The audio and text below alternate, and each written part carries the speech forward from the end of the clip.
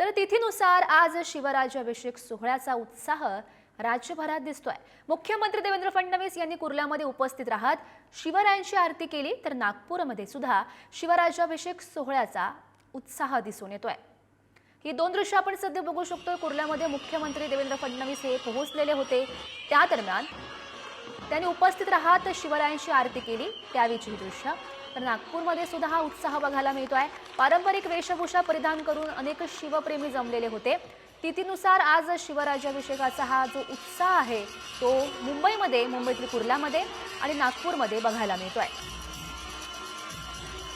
ही सध्याची लाईव्ह दृश्य आहेत कुर्ल्यामधली आणि नागपूरमधली, ज्या ठिकाणी शिवप्रेमी जे आहेत ते एकवटलेले आहेत। कुर्ल्यामधल्या मंदिरामध्ये जाऊन खरं तर शिवरायांची आरती देवेंद्र फडणवीस यांनी केली, तर नागपूरमधली आपण ही दृश्य बघू शकतो, ती सुद्धा लाईव्ह दृश्य आहेत, ज्या ठिकाणी खरं तर मोठ्या प्रमाणात आहेत ते शिवप्रेमी एकवटलेले आहेत। हातात भगवे झेंडे घेऊन पारंपरिक वेशभूषा परिधान करून त्यांनी जी तिथीनुसार जो शिवराज्याभिषेक आहे त्याचा उत्साह ते साजरा करतायत। तर नागपूरमधून आमचे प्रतिनिधी जितेंद्र शिंगाडे सध्या आपल्यासोबत आहेत। जितेंद्र, सध्याची आपण ही लाईव्ह दृश्य बघतोय, मोठ्या प्रमाणात खरं तर शिवप्रेमी एकवटलेले आहेत, काय उत्साह दिसून येतोय त्यांच्यामध्ये? शिवाजी महाराज यांची तिथीनुसार जयंती साजरी करण्यात येत आहे आणि नागपुरातील महाल परिसरातील शिवतीर्थ येथे मोठ्या प्रमाणात या छत्रपती शिवाजी महाराजांच्या जयंतीचा उत्साह आपल्याला दिसून येत आहे। सकाळपासून या उत्सवाला प्रारंभ झालेला आहे। सकाळी पालखी काढण्यात आली, त्यानंतर ढोल ताशाचं गजरामध्ये पथक इथे आपलं महावादन करणार आहे। त्याचबरोबर छत्रपती शिवाजी महाराजांचा जो पुतळा आहे त्याला पंचामृतांनी आंघोळ घातल्या जाईल आणि त्यानंतर जी आहे आरती करण्यात येईल, पूजन करण्यात येणार आहे। नागपूर शहरातील मान्यवर व्यक्ती इथे उपस्थित आहेत, त्याचबरोबर तरुणाई देखील मोठ्या प्रमाणात पारंपरिक वेशभूषेमध्ये आपल्याला उपस्थित असल्याचं दिसून येत आहे।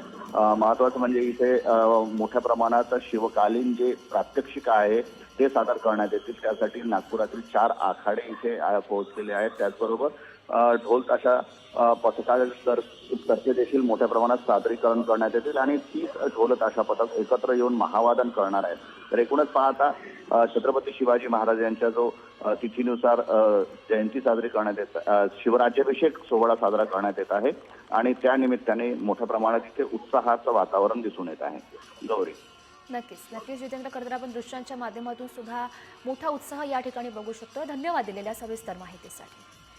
ही दोन दृश्य आपण सध्या बघतोय, मुंबईतल्या कुर्ल्यातली ही दृश्य आहे, ज्या ठिकाणी शिवरायांची आरती मुख्यमंत्री देवेंद्र फडणवीस यांच्या हस्ते केली गेली, त्या ठिकाणी सुद्धा त्या दरम्यानची आपण ही दृश्य बघतोय।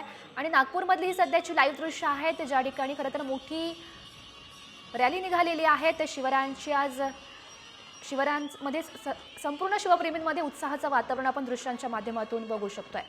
शिवराज्याभिषेक सोहळ्याचा जो उत्साह आहे तो राज्यभर आहे आणि आपण सध्याची ही दोन दृश्य बघतोय, कुर्ल्यामधली आणि नागपूरमधली।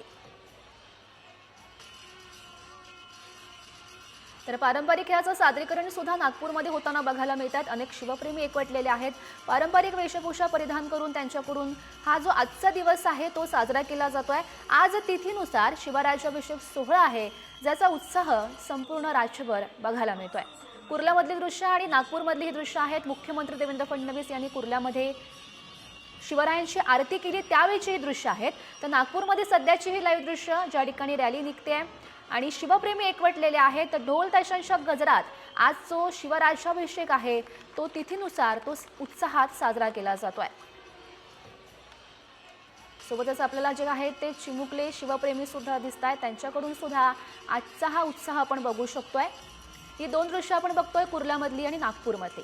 खरं तर संपूर्ण राज्यभर आज शिवराज्याभिषेक सोहळा उत्साहात साजरा केला जाईल।